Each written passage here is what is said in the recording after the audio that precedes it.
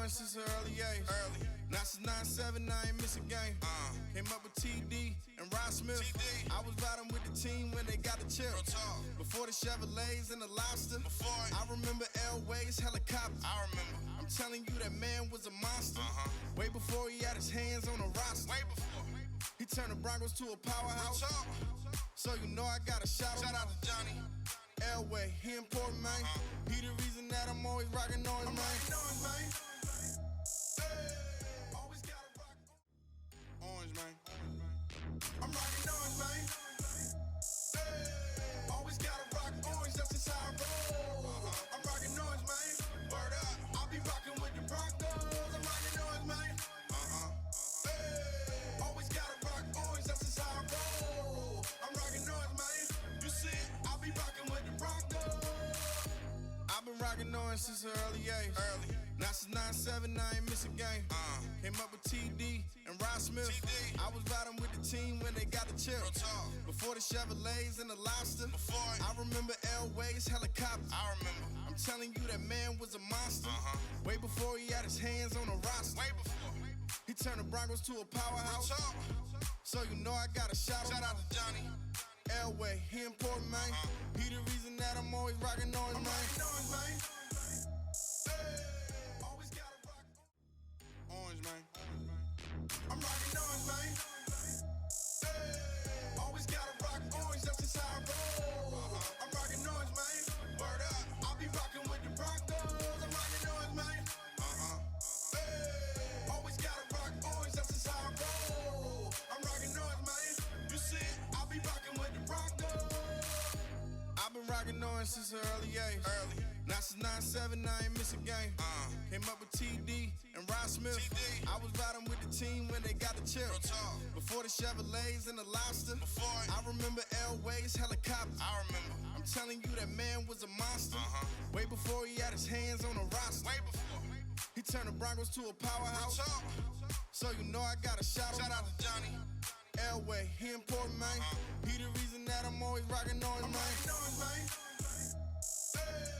Always gotta rock orange, man. I'm rocking orange, man. Always gotta rock orange, that's just how I roll. I'm rocking orange, man. Word up. I'll be rocking with the Broncos. I'm rocking orange, man.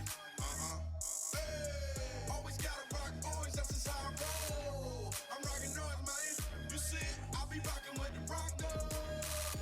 I've been rocking orange since an early age. Now since 97, I ain't miss a game. Came up with TD and Rod Smith. I was riding with the team when they got the chip. Before the Chevrolets and the Lobster. I remember Elway's helicopter. I'm telling you, that man was a monster. Way before he had his hands on a roster. He turned the Broncos to a powerhouse. So you know I gotta shout out to Johnny Elway. He important, man. He the reason that I'm always rocking orange, man. Always gotta rock orange, man. I'm rocking orange, man. Always gotta rock orange, that's just how I roll. I'm rocking orange, man. Word up. I'll be rocking with the Broncos. I'm rocking orange, man.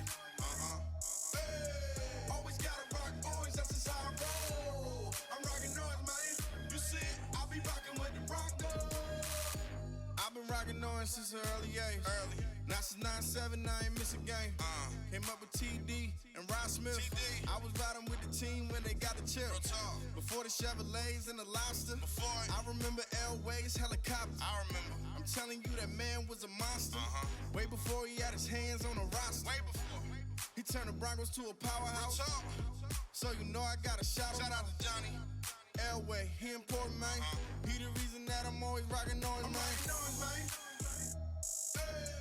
Always gotta rock orange, man. I'm rocking orange, man. Always gotta rock orange, that's just how I roll. I'm rocking orange, man. Word up. I'll be rocking with the Broncos. I'm rocking orange, man. Always gotta rock orange, that's just how I roll. I'm rocking orange, man. You see it, I'll be rocking with the Broncos.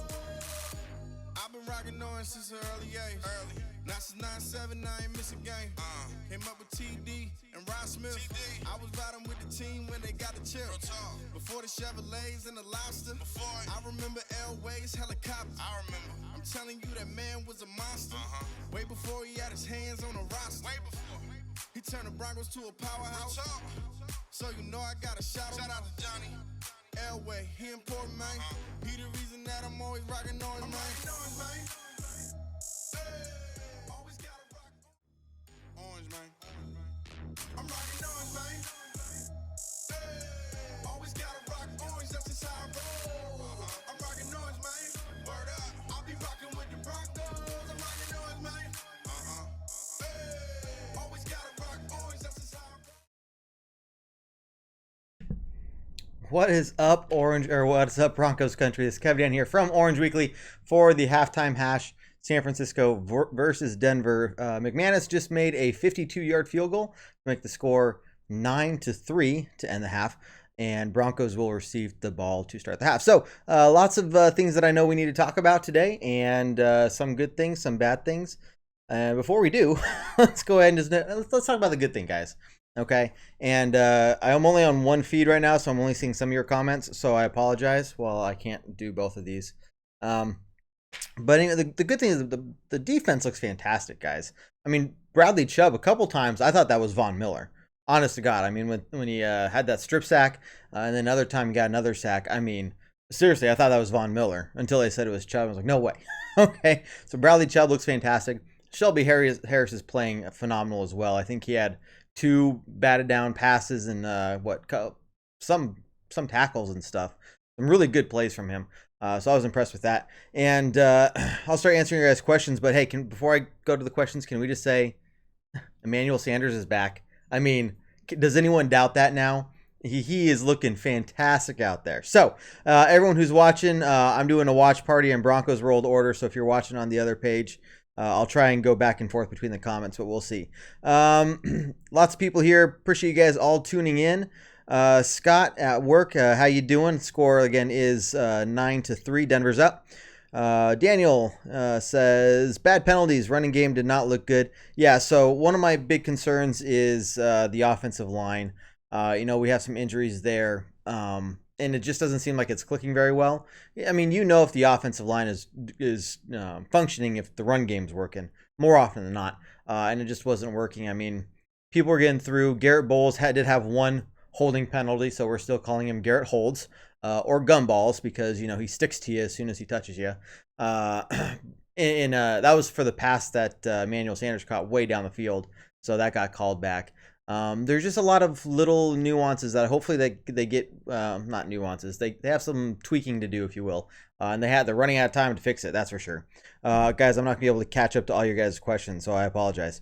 Let's see, Cedric, it is only preseason. Yeah, guys, at the end of the day, look, this is me relaxed. I mean, I can watch preseason games and relax and not totally yell at my TV, so just keep that in mind, guys. There's a lot of good things going on. There's some bad things that they have time to fix. But this is a very vanilla playbook. I mean, this isn't even what we're going to be seeing in the regular season. But just keep that in mind. I'm just happy Broncos football is back, and I get to hang out with you guys. Frank, first team defense look good. Yep. Offense needs to be better than field goals. Yeah, so it's the same thing that we've been talking about since last year, since the year before that, and all through this year so far from what we've seen. We can move the ball down the field. We look okay. Joe Flacco has pretty good vision. He's patient. He makes plays. But then we get to the red zone and everything just falls apart. And that's got to get addressed. So, Jeremy, Shelby Harris is legit. Yes, he is. Bradley 9-3, bitches. Yep. Nancy, go Broncos. How you doing? John, Emmanuel Sanders is doing great. It is very good to have him back. And let's see. Let's go Broncos. Cool. I'm going to switch to the other page. So that we can see some of the other comments. So one of the other things that I'm looking at, other than the red zone offense, is the special teams. I'm still not seeing anything that is even close to being a good return game, either for kick returns or kickoff returns or punt returns. It doesn't look good. And if you remember, we were ranked 32nd in the league last year in in punt returns. I mean, that's atrocious. I mean, no, we can't get any better than, or we can't get any worse than that, right? But it definitely doesn't look like we're getting any better than that either. So let me see what comments we have over here. Tons of you guys. You guys are fantastic. Ryan, gumballs. Yep. Let's see. Juan, how you doing? It's been a while, man. Glad to see you here. Bulls needs to stop. That was our problem last year. Big plays with those penalties erased because of those. And glad Flacco can still throw big throws. Hope Fant isn't injured. Okay, yeah, so if you did see that, Noah Fant did go down with what looked like an injury. He wasn't carted off the field or anything like that. He stayed on the sidelines. He didn't go in the locker room. And the last we heard is he appears to be okay. So hopefully it's more of a 99% kind of staying cautious kind of thing. And we'll see him back, at least for some of the game next week. But at this point, we've already lost several players, and I just want to leave this game without any major injuries. And it looks like we got through without any major starters getting hurt. So that's really all I care about at the end of the day. Yeah, Andrew, how you doing, Andrew? I'm not in Alabama. Sorry, man. Nicholas, it's football time when Bowles commits penalties. Nicholas, you're hilarious. You're so right. Let's see. We got somebody posting stuff here. Really, dude? Okay. We have a spammer. I've never seen a spammer on our page before, but whatever. So one other thing that I think we really need to focus on is how our offensive line or how our offense sets up those screenplays. A couple of the screens that we saw, excuse me, it was not set up very well. It didn't look clean. We didn't get anything out of it.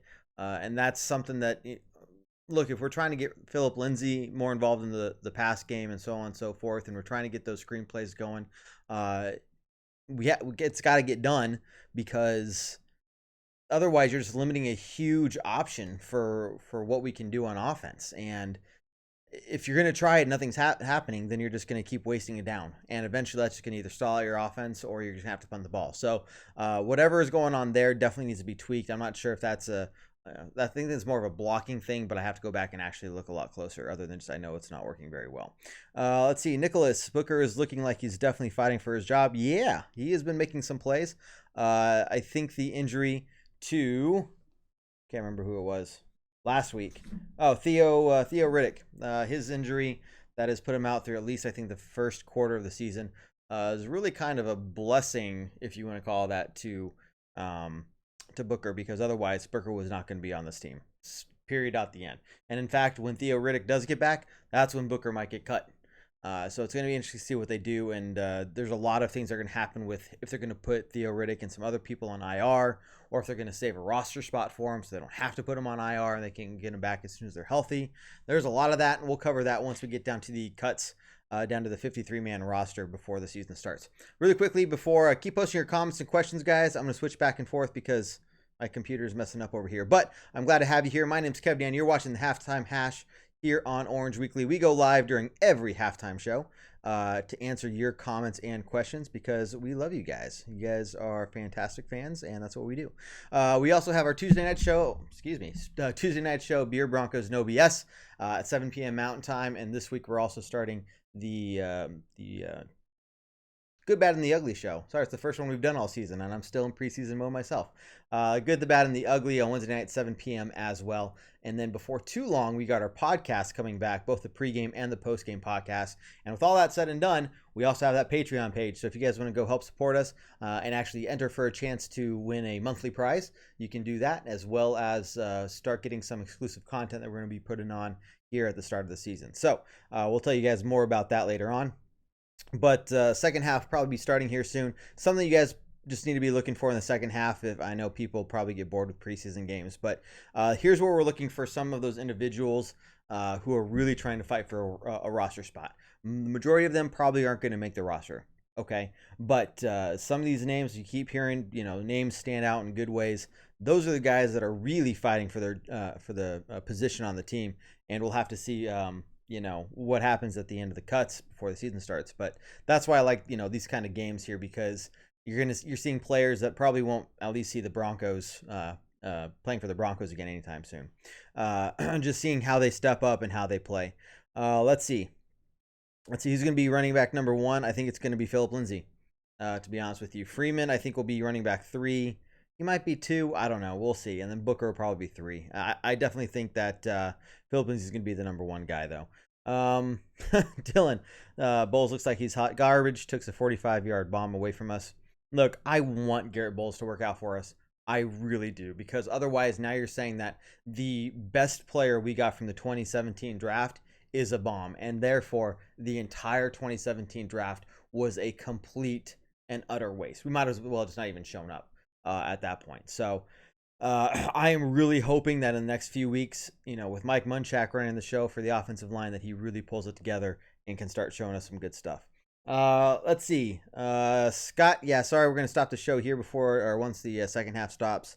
But glad you were able to pop in. I think the big things we learned from the first half was really going to tie to the next game, where it's the dress rehearsal, if you will, for the regular season. So keep sight for when we go live on Tuesday night, 7 p.m. Mountain Time, guys, and we'll talk more about it there. Josh, he likes what he's seeing from the defense. Chubb has been a beast, and he will be a beast. Shelby Harris, these guys are looking really good. And the way I'm seeing the offense stall in the red zone right now, if anything's going to keep us in these games and give us a chance to win, it's going to be the defense. Period. Out the end. We just have to avoid turnovers. And if we can score some touchdowns along the way without always relying on field goals, I think that's where we can get some really solid wins and get a good record under our belts. Sanders is back. I know we were all super excited about that. Yadam, he had that really good interception. I mean, that was fantastic. That was just perfect reading the ball and knowing what was going on, where that ball was going to be. I mean, the way he stepped up, and that was, absolutely beautiful. So I'm excited to see what else Yadam can do this season. Dylan, I want him to work out too. Yeah, he's not stepping it up. Look, he was looking better until obviously that one penalty that was just blatant, obvious, and now he pulled back that 45-yard pass that Emmanuel Sanders got.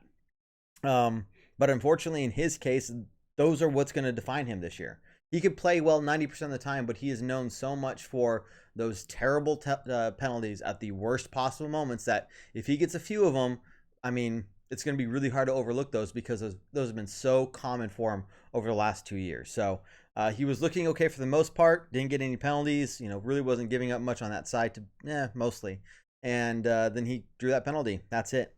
Let's see. Randy, how you doing? I agree. Eric says, what's the score? It is 9-3. Broncos are winning right now with McManus making a 52-yard bomb field goal right at the end of the half. So lots of cool things going on, guys. I'm going to get off of here. We're going to start the second half before too long.